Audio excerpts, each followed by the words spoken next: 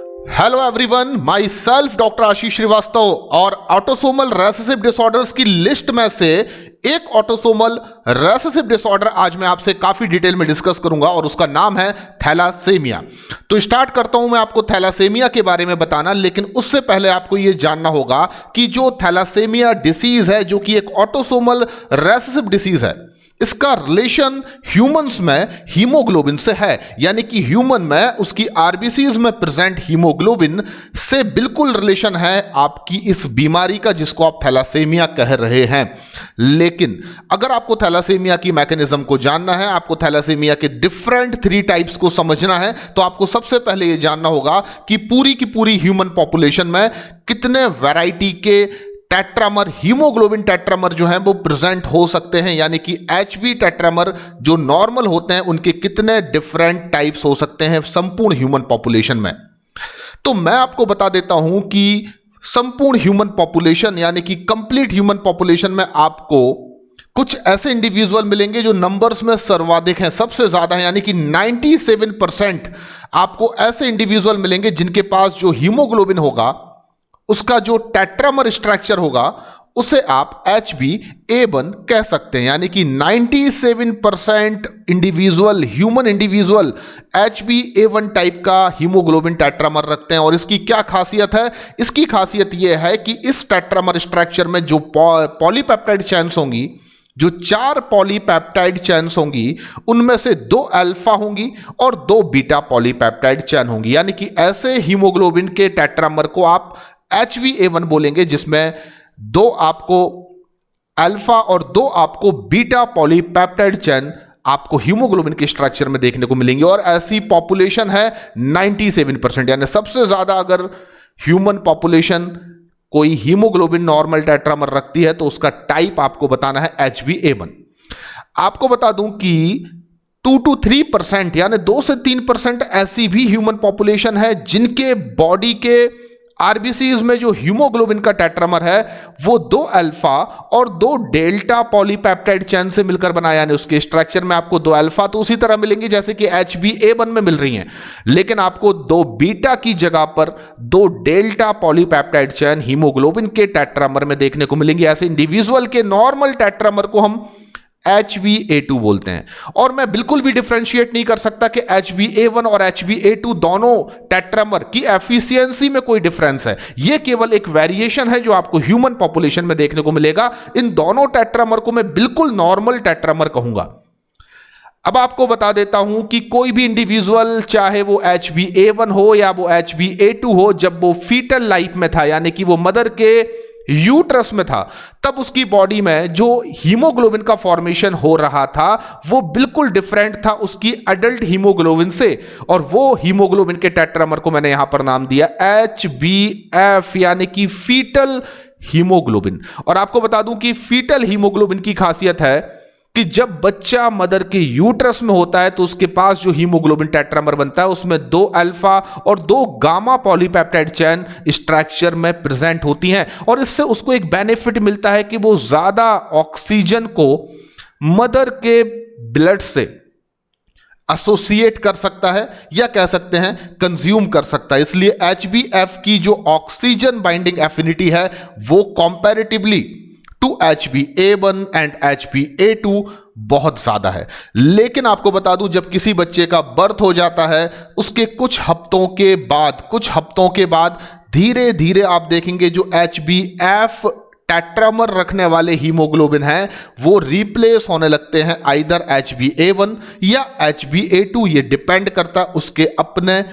Genetic makeup पर कि वो आगे चलकर एडल्ट होकर HbA1 बनेगा या HbA2 टाइप का टेट्रामर रखेगा। लेकिन फीटल लाइफ में जो हीमोग्लोबिन का टेट्रामर पाया जाता है फीटस के पास, डेवलपिंग एम्ब्रियो के पास, वो HbF होता है, जिसकी ऑक्सीजन बाइंडिंग एफिनिटी या ऑक्सीजन बाइंडिंग क्षमता जो है वो थोड़ी सी ज्यादा है कंपेयर किया जाए अगर HbA1 से या HbA2 से।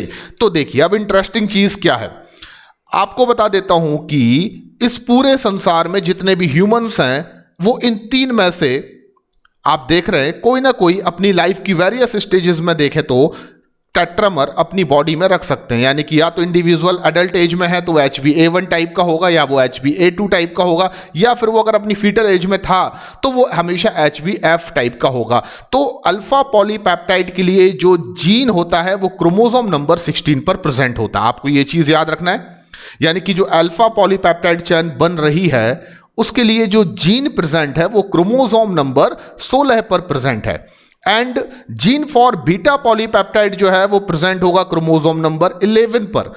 अगर कोई इंडिविजुअल HbA2 टाइप का टेट्रामर रखता है तो उसके पास बीटा की जगह डेल्टा पॉलीपेप्टाइड चेन होंगी और उसके लिए जो जीन प्रेजेंट होगा वो क्रोमोसोम नंबर 11 पर ही होगा। तो सिंपल सा कंसेप्ट है ना, ए बी या A1। अगर मैं बात करूं HbA1 HbA2 तो दोनों में क्या डिफरेंस है? दोनों में एक ही डिफरेंस है कि अल्फा तो कॉमन है लेकिन जो बीटा है वो HbA1 में प्रेजेंट है और HbA2 में बीटा की जगह पर डेल्टा पॉलीपेप्टाइड की प्रेजेंस है। तो ऑब्वियसली जो जीन है वो बीटा हो या डेल्टा हो, दोनों के लिए क्रोमोसोम नंबर 11 पर प्रेजेंट है, ये आपको याद रखना है।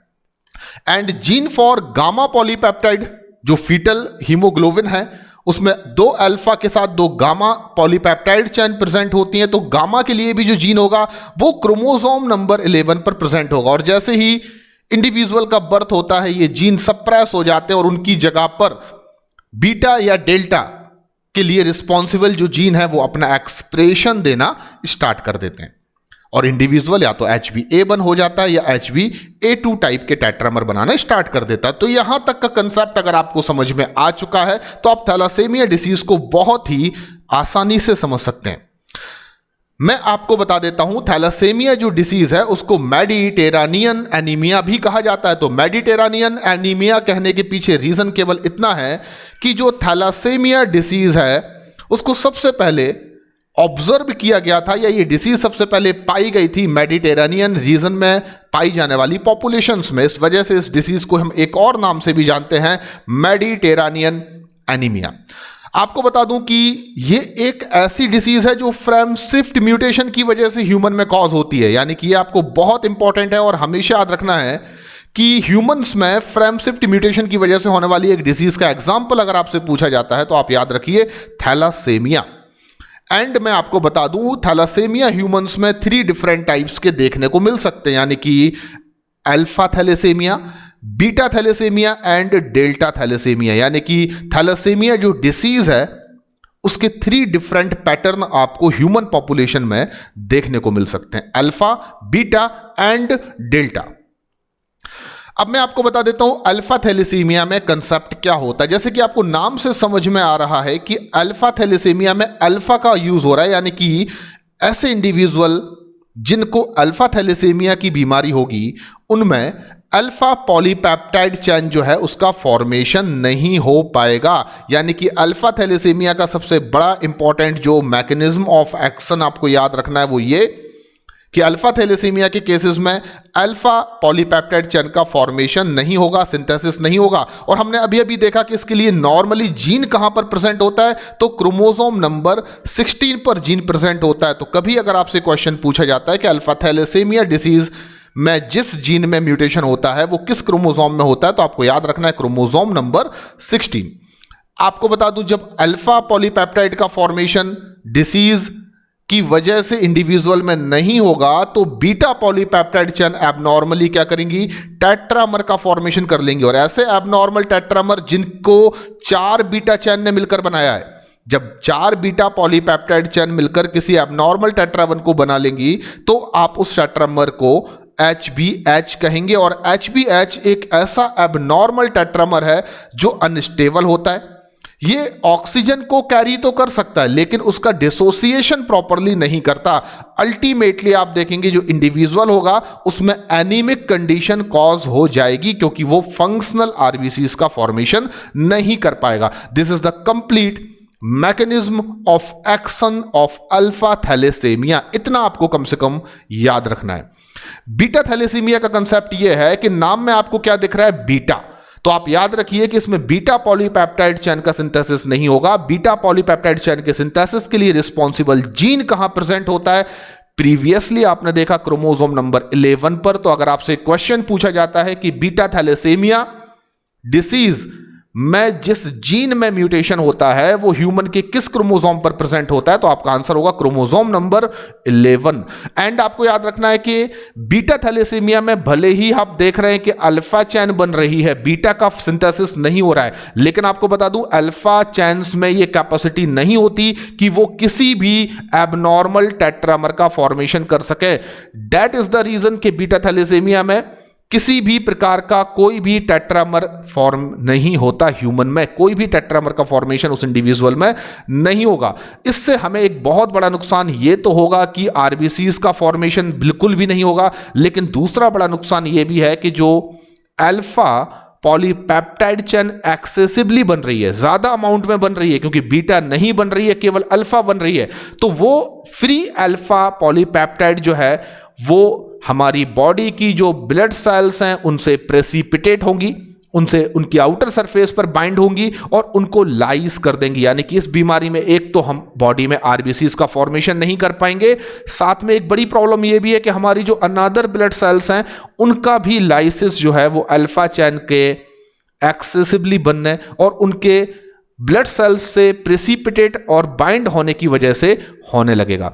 अब मैं आपको बताता हूं डेल्टा थैलेसीमिया क्या है, जस्ट लाइक बीटा थैलेसीमिया, क्योंकि मैंने बोला कि अल्फा थैलेसीमिया किन को हो सकता है, या तो HbA1 इंडिविजुअल को हो सकता है या ये HbA2 टेट्रामर रखने वाले इंडिविजुअल को भी हो सकता है, क्योंकि दोनों में अल्फा तो प्रेजेंट होगा। बीटा थैलेसीमिया ओनली किसको हो सकता है, HbA1 टेट्रामर रखने वाले इंडिविजुअल को, लेकिन डेल्टा थैलेसीमिया किसे होगा, जो इंडिविजुअल HbA2 टेट्रामर रखेंगे। यानी कि बीटा थैलेसीमिया जैसा ही कंसेप्ट है डेल्टा थैलेसीमिया का, बस ये उस पॉपुलेशन को बीमारी हो सकती है जिसके पास टेट्रामर नॉर्मल, अगर मैं वे में बात करूं तो HbA2 टाइप है, यानी कि 2 अल्फा 2 डेल्टा पॉलीपेप्टाइड चेन रखने वाला, पर उसमें डेल्टा का सिंथेसिस ना होने की वजह से वही सेम कंडीशन होगी कि अल्फा पॉलीपेप्टाइड चेन का सिंथेसिस एक्सेसिवली होने की वजह से आप देखेंगे एक तो टेट्रामर का फॉर्मेशन नहीं होगा, दूसरा वो इंडिविजुअल की अनदर ब्लड सेल्स के साथ प्रेसिपिटेट और बाइंड होकर उनको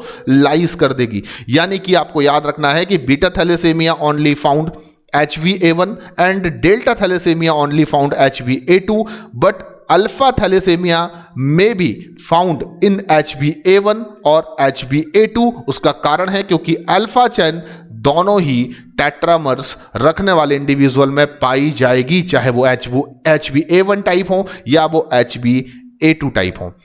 तो आई होप कि आपने इस थैलासेमिया के कंसेप्ट को बहुत अच्छे से समझा होगा। इससे ज़्यादा आपको थैलासेमिया में पढ़ने की कुछ भी ज़रूरत नहीं है, ये काफ़ी ज़्यादा है, सफिशिएंट है।